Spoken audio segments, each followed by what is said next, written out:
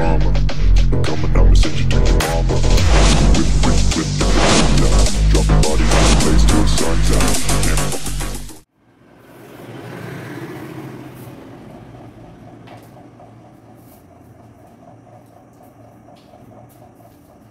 चलो बच्चों, अपना नेक्स्ट टॉपिक स्टार्ट करते हैं। और आज का अपना टॉपिक क्या है? कूलाम का विक्रम वर्ग नियम।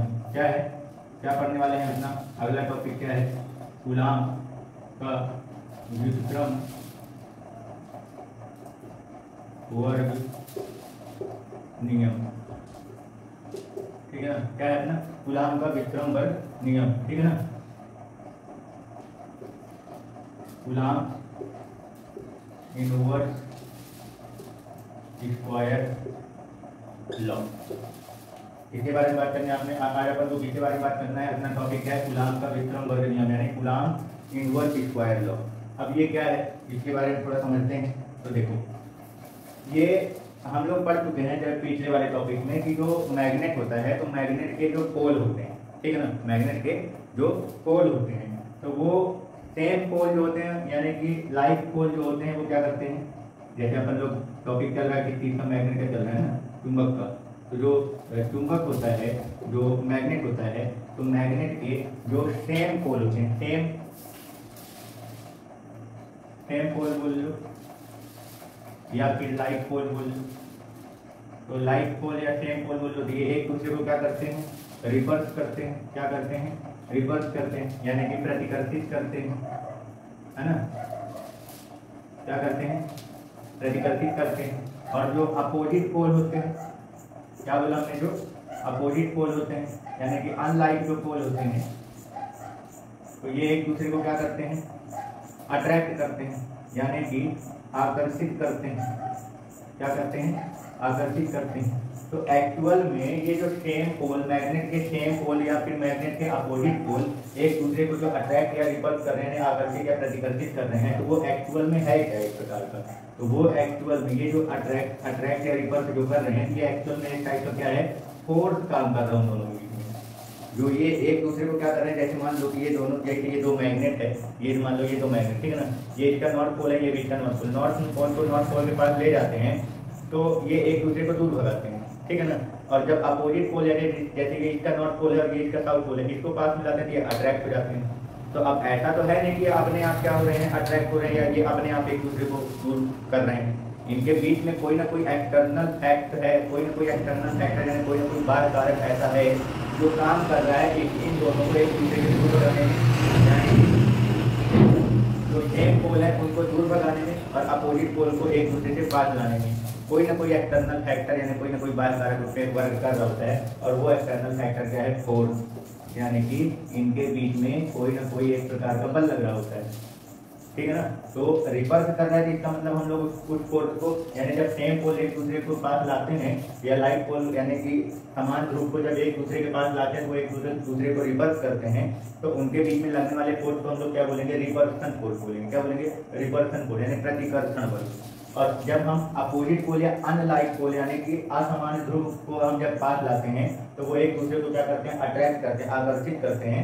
तो वो एक प्रकार का फोर्स लग रहा होता है, जिस फोर्स की मदद से वो दोनों अपोजिट पोल एक दूसरे के पास आ रहे हैं, तो उस फोर्स को हम लोग क्या बोलेंगे? अट्रैक्शन फोर्स बोलते हैं। क्या बोलते हैं? अट्रैक्शन फोर्स, यानी आकर्षण बल, ठीक है।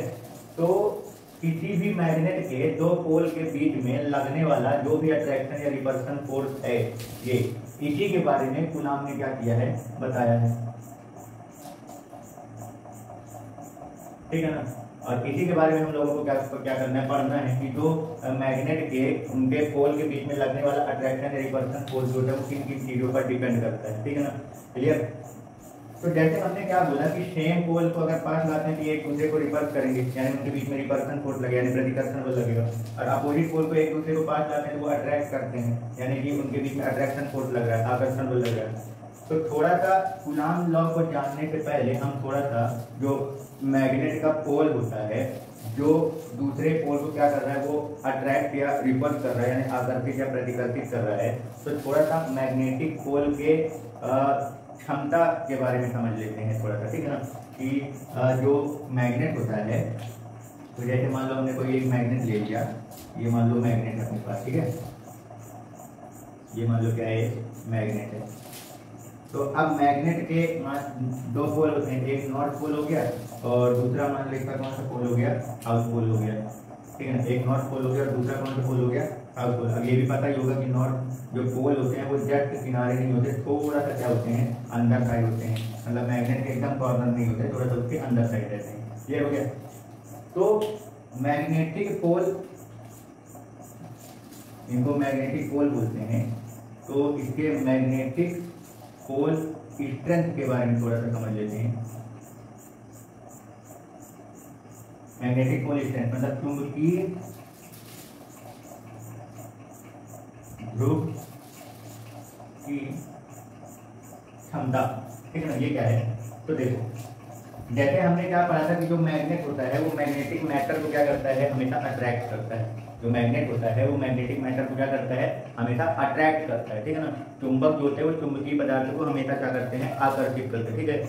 तो मैग्नेटिक पोल स्ट्रेंथ जो होता है वो किसका होता है, सबसे पहले तो ये ध्यान रखना कि जो magnetic pole strength word use किया गया है वो मैग्नेटिक पोल के लिए यूज किया गया है, किसके लिए यूज किया गया है, पोल के लिए।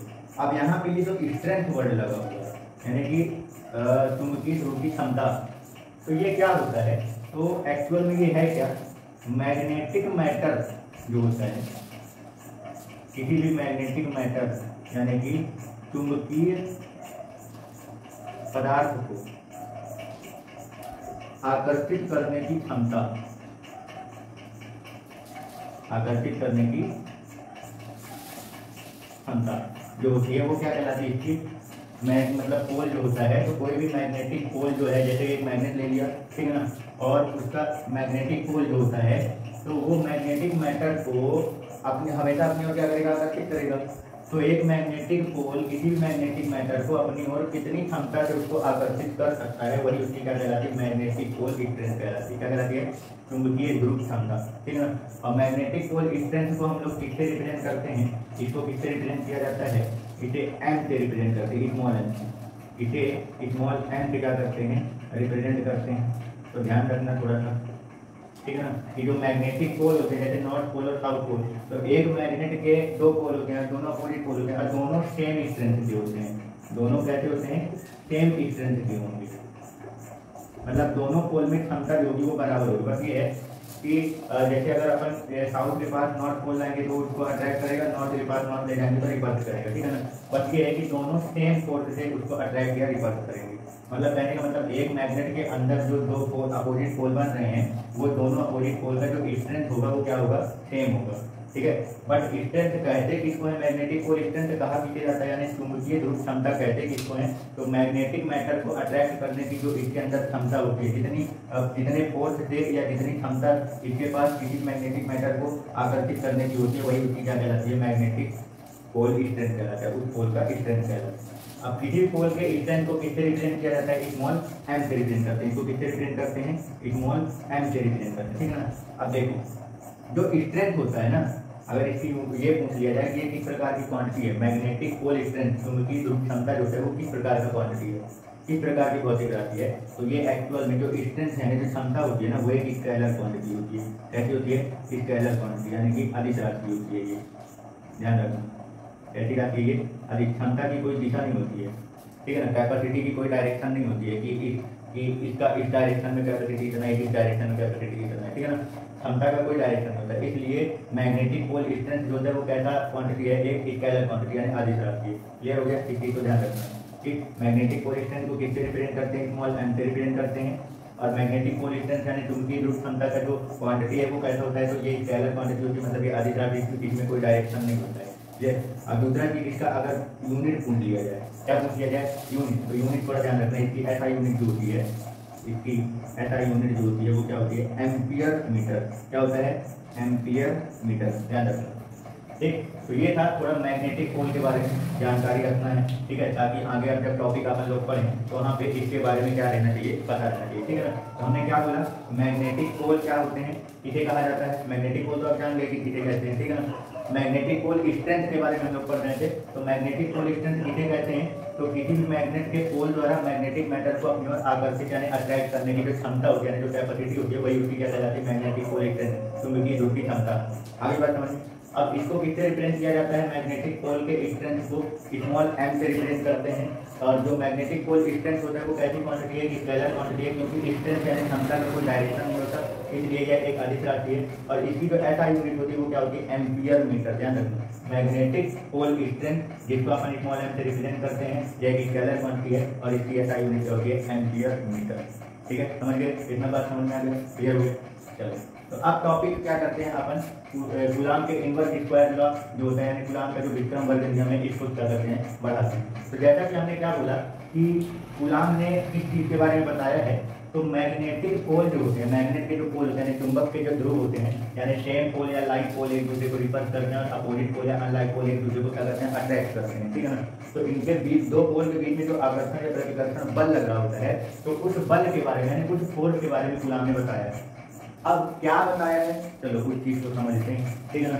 कि जो फोर्स है वो किन किन चीजों पर डिपेंड करता है, उन्होंने ये चीज क्या किया है? क्लियर किया है। ठीक, तो जो अट्रैक्शन या रिपल्शन फोर्स मैग्नेट के बीच में लग रहा है वो एक्चुअल में उनके पोल के बीच में लगता है। क्या होता है? उनके पोल के बीच में लगता है जो फोर्स लग रहा है, अट्रैक्शन या रिपल्शन फोर्स। तो सबसे पहले तो ये ध्यान रखना कि कूलाम ने जो ये नियम बताया है, अपना जो कूलाम ने नियम बताया है वो किस चीज के बारे में बताया है, तो उन्होंने मैग्नेटिक पोल जो होता है, यानी कि चुंबकीय ध्रुव जो होते हैं के बीच लगने वाले अट्रैक्शन या फिर रिपल्शन फोर्स, यानी कि आकर्षण या प्रतिकर्षण बल के बारे में क्या किया है? बताया है। ठीक है ना? आकर्षण या प्रतिकर्षण बल के बारे में।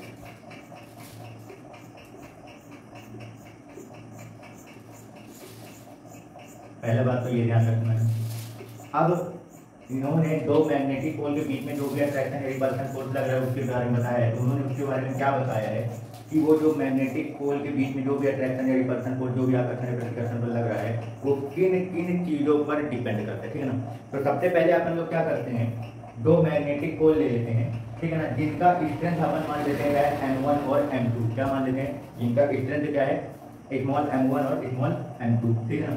तो पहले तो ये मान लेते हैं कि दो मैग्नेटिक पोल हैं जिनका स्ट्रेंथ m1 और m2 है, जो कि एक दूसरे से r डिस्टेंस पर क्या है? प्रेजेंट है। मान लेते हैं स्मॉल r दूरी पर क्या है? एक दूसरे से प्रेजेंट है। और इनके बीच में लगने वाला जो अट्रैक्शन या रिपल्शन फोर्स है वो मान लेता हूँ क्या है? F। जो भी कुछ भी हो सकता है। अगर दोनों लाइक पोल हुए तो एक दूसरे को रिपल्स करेंगे तो ये रिपल्शन फोर्स यानी प्रतिकर्षण बल होगा। और अगर ये दोनों पोल जो है वो क्या हुए? अनलाइक हुए, मतलब कि अपोजिट पोल हुए, तो ये एक दूसरे को अट्रैक्ट करेंगे, यानी यहाँ पे लगने वाला फोर्स होगा वो अट्रैक्शन फोर्स होगा। तो दो मैग्नेटिक पोल के बीच में लगने वाला अट्रैक्शन या रिपल्शन फोर्स किन किन चीजों पर डिपेंड करता है, यही कूलाम ने क्या किया है? बताया है। ठीक है? तो पहले तो डायग्राम क्लियर करके रखे रहना कि मान लेते हैं कि दो मैग्नेट हैं जिनके पोल का जो स्ट्रेंथ है वो क्या है? M1 और M2, जो कि एक दूसरे से r डिस्टेंस पर क्या है? प्रेजेंट है। और यदि उनके बीच में लगने वाला फोर्स क्या हो? कैपिटल F हो। तो इन्होंने क्या बताया कि ये जो फोर्स है वो किन किन चीजों पर डिपेंड करता है। तो सबसे पहले तो इन्होंने ये बोला कि दो मैग्नेटिक पोल के बीच में लगने वाला जो फोर्स होता है वो उन दोनों मैग्नेटिक पोल के स्ट्रेंथ के प्रोडक्ट के डायरेक्टली प्रोपोर्शनल होता है। यानी कि दो मैग्नेटिक पोल यानी दो चुंबकीय ध्रुवों के बीच में लगने वाला जो भी आकर्षण या प्रतिकर्षण बल है वो उन दोनों चुंबकीय ध्रुवों के क्षमता के क्या होते हैं? चुंबकीय ध्रुव की जो क्षमता होती है उनके गुणनफल के अनुपाती होता है। यानी F is directly proportional to M1 M2 magnetic pole strength जो है इनके प्रोडक्ट के डायरेक्टली प्रोपोर्शनल है। इसको अपन मान लेते हैं परस्पेक्टिव। इसका मतलब क्लियर हुआ कि दो मैग्नेटिक पोल का जो दो मैग्नेट के ये जो पोल हैं इनमें से अगर आप किसी का भी स्ट्रेंथ क्या करोगे? बढ़ाओगे, यानी इनमें से किसी की भी क्षमता अगर क्या होगी? बढ़ेगी, तो उन दोनों के बीच का जो फोर्स है अट्रैक्शन या रिपल्शन फोर्स है वो भी क्या होगा? बढ़ेगा। इन दोनों में से अगर किसी का भी स्ट्रेंथ क्या हुआ? बढ़ा, तो जो फोर्स है उसका भी मान क्या हो जाएगा? बढ़ जाएगा। मतलब ज्यादा स्ट्रेंथ वाले पोल होंगे तो उन दोनों के बीच में लगने वाला अट्रैक्शन या रिपल्शन फोर्स जो होगा वो भी क्या होगा? ज्यादा होगा। इसका मतलब ये फोर्स जो है वो मैग्नेटिक पोल के दोनों स्ट्रेंथ के प्रोडक्ट के डायरेक्टली प्रोपोर्शनल यानी गुणनफल के अनुपाती। एक मान अगर आप स्ट्रेंथ का मान क्या करोगे बढ़ाओगे तो उनके बीच में लगने वाला अट्रैक्शन रिपल्सन फोर्स भी क्या होगा बढ़ेगा, घटाओगे तो घट जाएगा, ठीक है ना। डायरेक्टली प्रोपोर्शनल का मतलब ये होता है कि एक चीज में जैसा चेंजेस करोगे दूसरे में भी वैसा ही चेंजेस होगा, मतलब एक का मान बढ़ाओगे तो दूसरा भी बढ़ेगा, एक का मान घटाओगे तो दूसरा भी क्या होगा घटेगा। आई बात समझ में? चलो तो डायग्राम में आपने क्या क्या चीजें उसी से समझना है कि किन किन चीजों पर डिपेंड करता है। तो अपने डायग्राम में मैग्नेटिक पोल स्ट्रेंथ है तो फोर्स मैग्नेटिक पोल स्ट्रेंथ पर किस प्रकार डिपेंड करते हैं, ये क्लियर हो गया।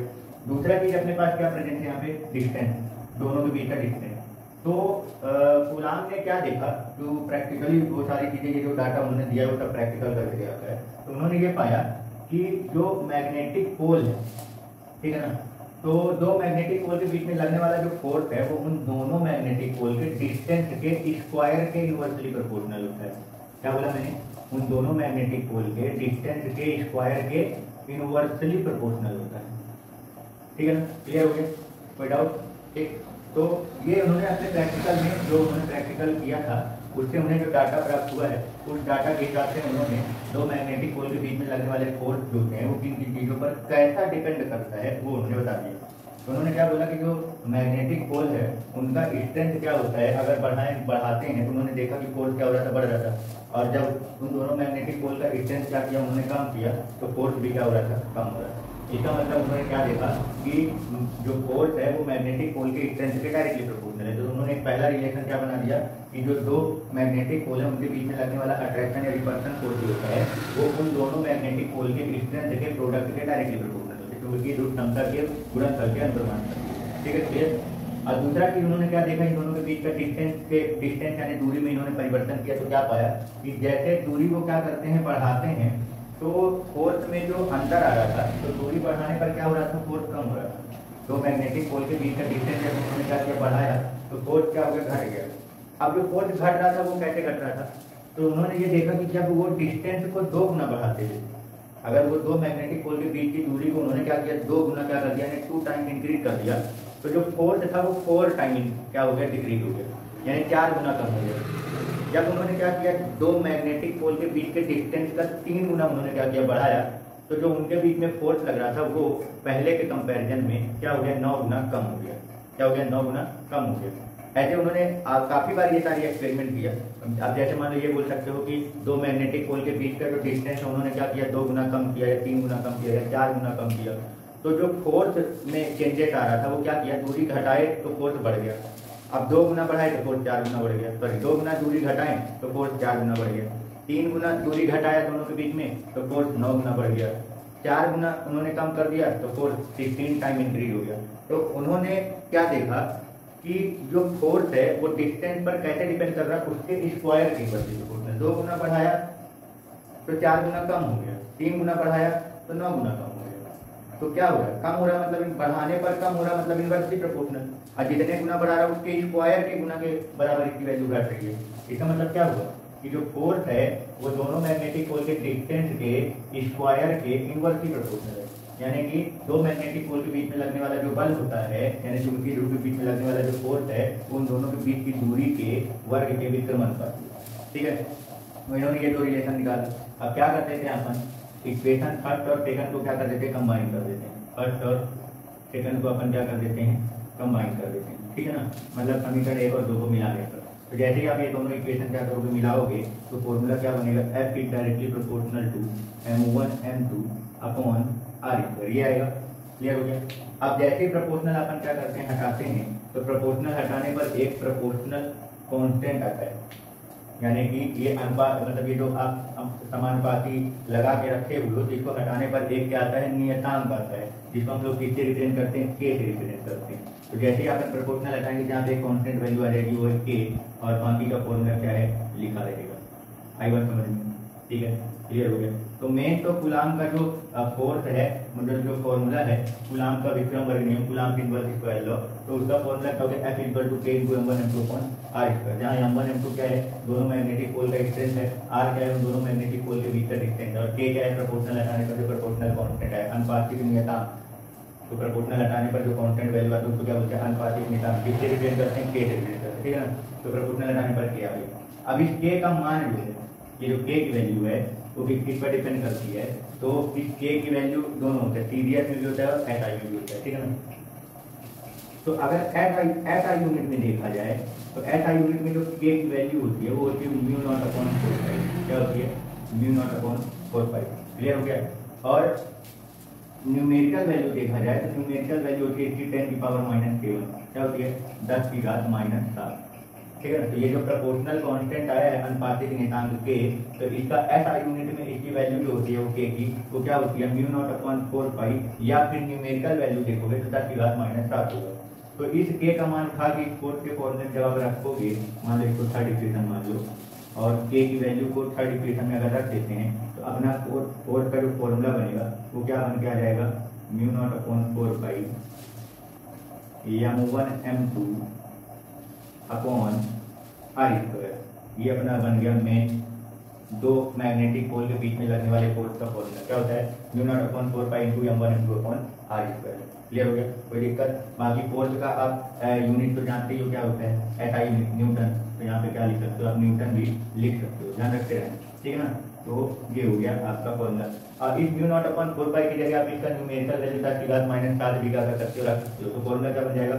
F इक्वल टू 10 की power -7 into m1 m2 upon R square newton. ठीक है? क्या बोला मैंने? F इक्वल टू अपन के की जगह म्यू नॉट अपॉन 4 पाई भी रख सकते हैं और 10 की पावर -7 भी रख सकते हैं। तो अपना फॉर्मूला दोनों तरीके का बन जाएगा। पहला F equal to mu naught upon 4 pi into m1 m2 upon R square हो गया। दूसरा अगर न्यूमेरिकल वैल्यू रखोगे तो F इक्वल टू क्या हो जाएगा? 10 की power -7 m1 m2 upon R square. ठीक है? क्लियर हो गया? कोई डाउट? तो ये था कूलाम का इनवर्स स्क्वायर लॉ। अब देखो इसमें ये जो आप नाम पढ़ रहे हो कूलाम्स लॉ या कूलाम का जो इनवर्स स्क्वायर लॉ है, ये किसके बेस पे पढ़ा हुआ है? ये जो इनवर्स स्क्वायर नाम पढ़ रहा है वो किसके बेस पे पढ़ रहा है?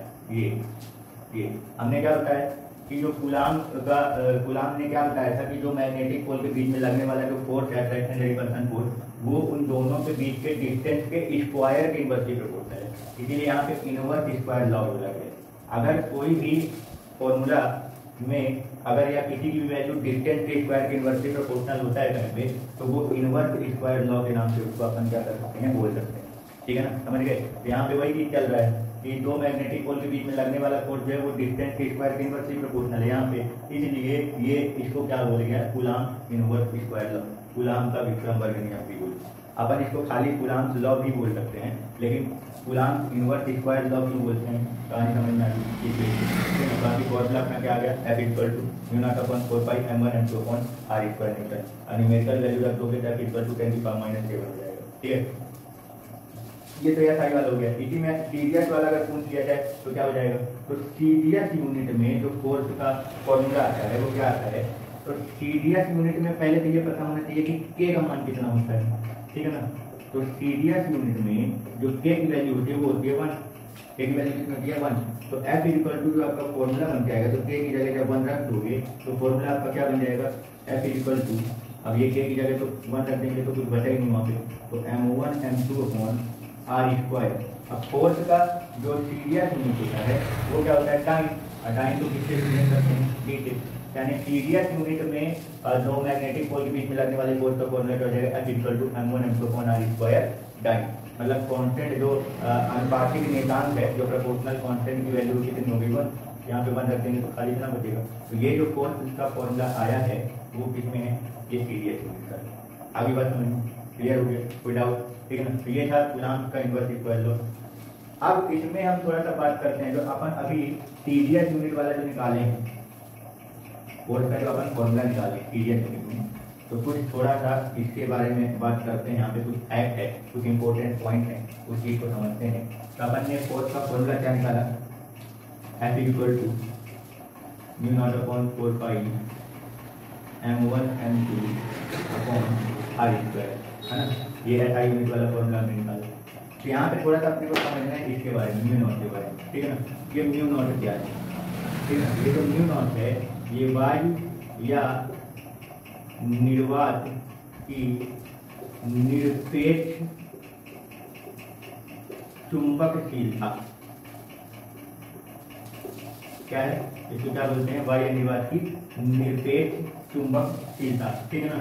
एयर या फिर वैक्यूम का एब्सोल्यूट परमेबिलिटी इसको क्या बोलते हैं, एयर या वैक्यूम की एब्सोल्यूट परमेबिलिटी। ठीक है, समझ गए क्या बोला, इसको क्या बोलते हैं, एयर या वैक्यूम की एब्सोल्यूट परमेबिलिटी। ठीक है ना, क्लियर। तो इस चीज को ध्यान रखना, ये ऑब्जेक्टिव पॉइंट है आपका, काफी इंपॉर्टेंट पॉइंट है। ठीक है, तो इसके बारे में आपसे पूछा जाएगा कि इसकी वैल्यू बताओ क्या होती है, या इसकी एसआई यूनिट पूछ लिया जाएगा, इसका डायमेंशनल फॉर्मूला पूछा जा सकता है आपसे। ठीक है ना, तो क्या बताओगे, तो देखो हमने क्या बोला, जो म्यू नॉट होता है इसको बोलते क्या है, एयर या वैक्यूम की निरपेक्ष चुंबकशीलता। एयर या वैक्यूम की आप इसको क्या बोलोगे, एब्सोल्यूट परमेबिलिटी। ठीक है, तो पहले तो ये बताओ कि चुंबकशीलता होता क्या है। तो देखो किसी भी मीडियम, कोई भी मीडियम हो, वो मीडियम अपने पास मैग्नेट, जैसे ये चुंबक की निरपेक्ष चुंबकशीलता है ना, तो मतलब ये हो गया कि ये कोई भी मैग्नेट, कोई भी मीडियम अपने अंदर कितना मैग्नेटिक पावर को सहन कर सकता है, कितनी चुंबकीय क्षमता को वो अपने अंदर क्या कर सकता है, सहन कर सकता है या धारण कर सकता है, रख सकता है। समझ गए, वो उसकी क्या कहलाती है, उस मीडियम की क्या कहलाती है, उस माध्यम की क्या कहलाती है, ये चुंबकशीलता। तो ये म्यू नॉट जो है, तो म्यू नॉट तो एयर या वैक्यूम की क्या है, एब्सोल्यूट परमेबिलिटी है, यानी निरपेक्ष चुंबकशीलता है। ठीक, तो इसके बारे में पूछता है कि इसकी वैल्यू बताओ कितनी होती है। ठीक है ना, या इसकी यूनिट पूछ लेगा या डायमेंशनल फॉर्मूला। तो चलो समझते हैं थोड़ा सा कि क्या होता है।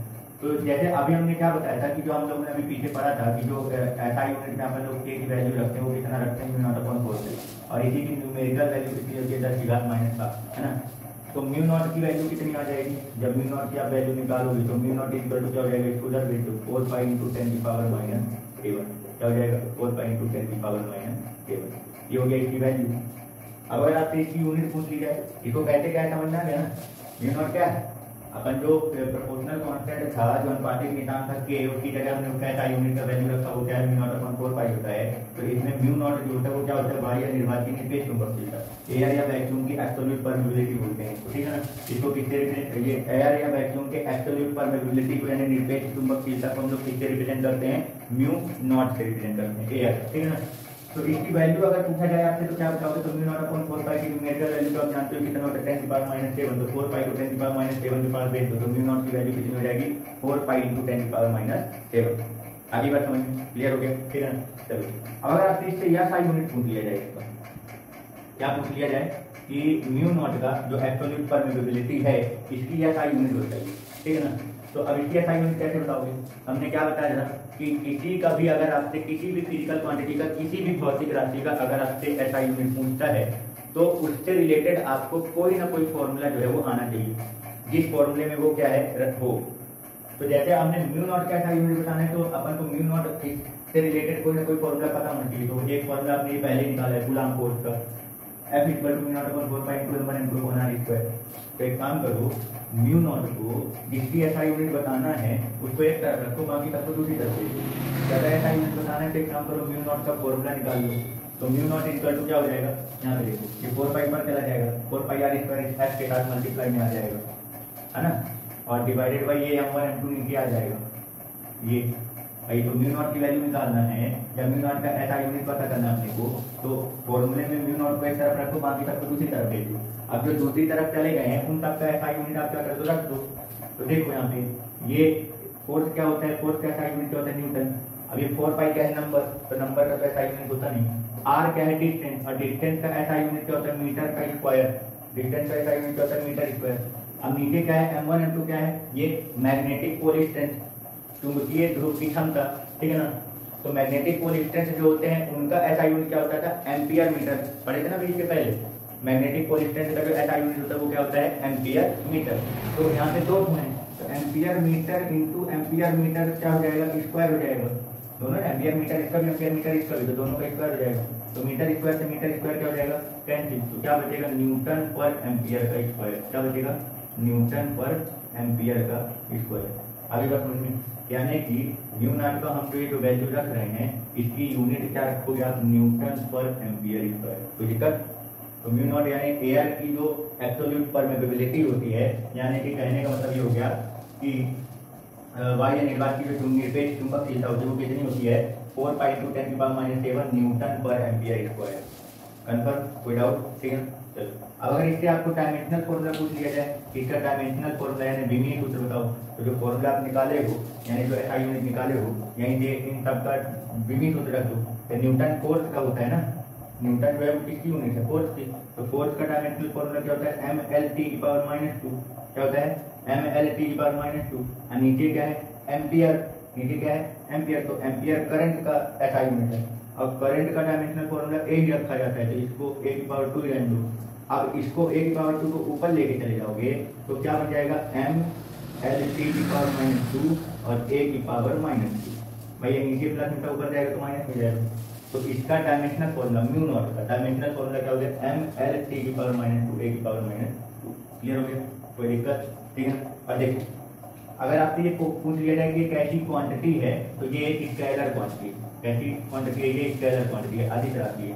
ऐसा क्यों, क्योंकि भाई हमने क्या बोला, जो चुंबकशीलता होता है, किसी भी माध्यम की चुंबकशीलता, किसी भी मीडियम की जो परमेबिलिटी होती है, वो होती क्या चीज है, तो उस मीडियम द्वारा मैग्नेट को अपने अंदर, मतलब मैग्नेटिक फील्ड को अपने अंदर धारण करने की क्षमता है, कैपेसिटी। अब फिर से वही चीज हमने बोला, क्षमता जो होती है यानी जो कैपेसिटी होती है वो डायरेक्शन लेस होती है, यानी जिसमें कोई दिशा नहीं होता है।